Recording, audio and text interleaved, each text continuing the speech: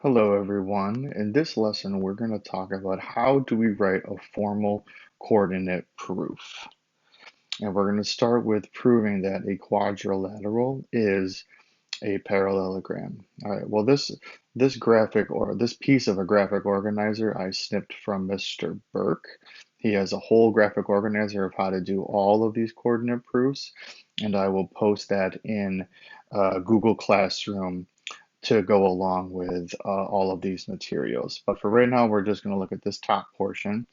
And I want you to recall from the parallelogram proofs earlier in the year off the coordinate grid that there were four ways that we prove parallelograms, and they are listed right here.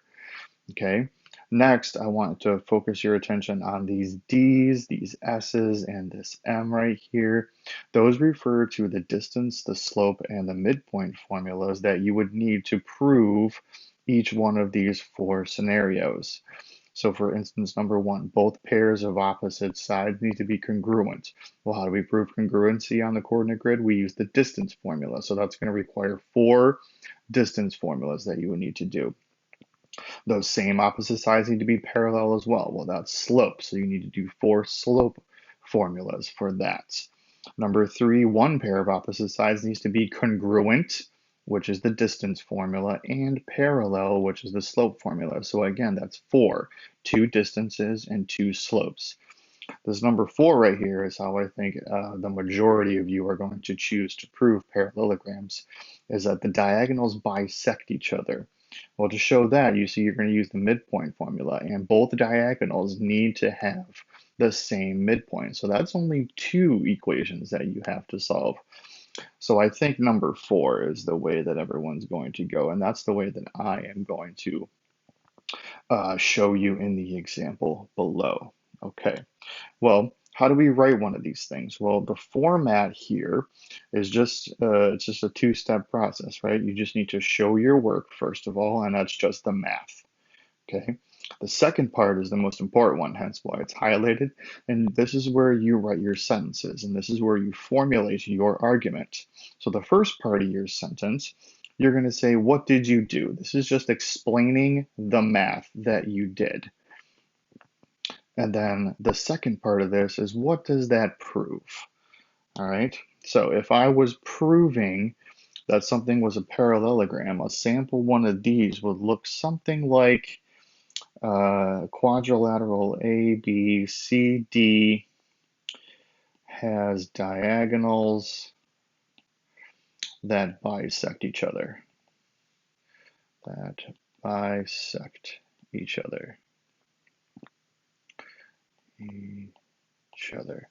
All right, this proves, or this sentence right here is the what did I do? This explains what I just did in my math if I was to have math.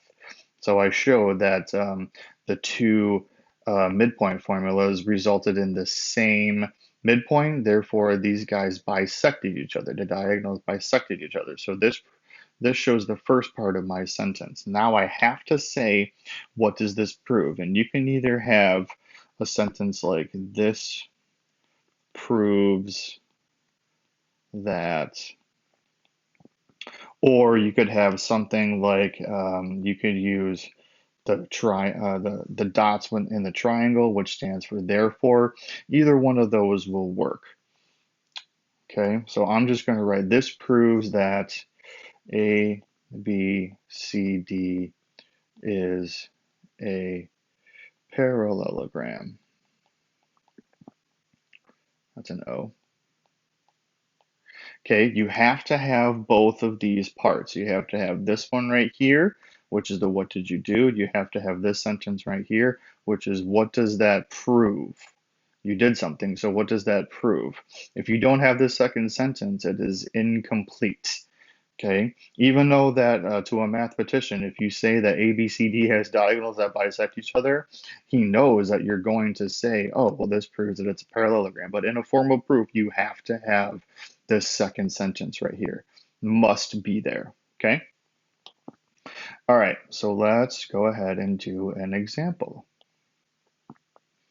All right, so I got quadrilateral base has those points. And then we're going to prove that base is a parallelogram. So I'm going to write down my midpoint formula, which is capital M is the point where it's the average of my x's, comma, the average of my y's. Okay, so then I'm just going to show my work. So the midpoint of diagonal BS, okay, diagonal of BS. So before I plug into my formula, I like to label my points here with x1, oops, wrong color. There we go, let's do red.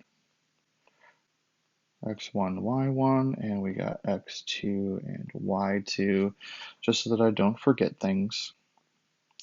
So my X1 is -2, and I'm adding 2, dividing by 2, and then my Y1 is 2, and I'm adding 8, divided by 2. This gives me a point of -2 plus 2, well that's 0, 0. 2 plus 8 is 10, divided by 2 is 5. All right, so my first midpoint of diagonal BS is 0, comma 5. I want you to go ahead and pause the video and find the other midpoint for the other diagonal of AE, and then we'll come back and we'll check our answers, okay? Go ahead. All right, so as you see here, you should have gotten the same midpoint for both of these guys. Okay, so now we move on to the sentences. This is where we just explain what we did and show what that proves. So we say what did we do? Well, we proved that quadrilateral BASE has diagonals. If it would write diagonals that bisect each other. Bisect each other. So that's the first part. What did you do? Now you have to say, what does this prove? So you can either write therefore, or you could write something, a sentence or a phrase like this proves that, whichever one you would like. I'm going to go with the therefore symbol. Therefore, BASE, quadrilateral base, is a parallelogram.